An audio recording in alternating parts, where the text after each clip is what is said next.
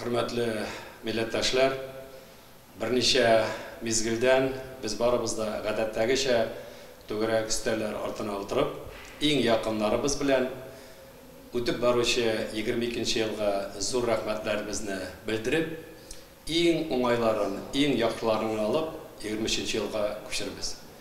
Шул ук вакытта инде без бер-беребезгә зур рәхмәтләр әйтәбез. Хактан да 22 елны караганда Татар халкы өчен, Татарстан, Русия өчен бу бик мөһим ел булды.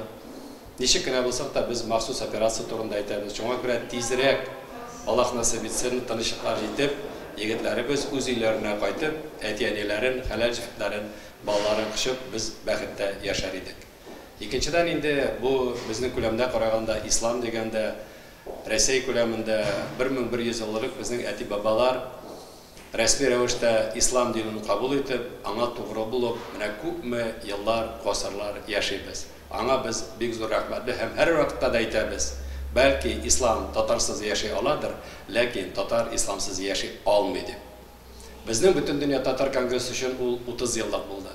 Һәм 8 еллык 8нче съездны үткәргән вакытта без инде бер караганда отчет тотып, икенче караганда тагын халкыбызга, активистларга, җитәкчеләребезгә рәхмәт әйтеп, алга таба да өметләнеп карадык. Һәр беребезнең гаиләбездә ниндидер бәхет булган, бала туганмы, никахлар булганмы, балаларыбыз мәктәп бетереп, институтка кергәнме, яки бетереп, таныклык алып эшкә барганмы, һәр беребезнең үз бәхете бар. Шуңа күрә бу бәхетегезгә ихлан, шат булып, тагын бер кат үтеп китүче 22 елга рәхмәтебезне җиткерәбез. Якынлашып килүче 23 ел дигәндә, мин иң беренче инде үзебезгә моны өмет елы дип әйтәсем килә.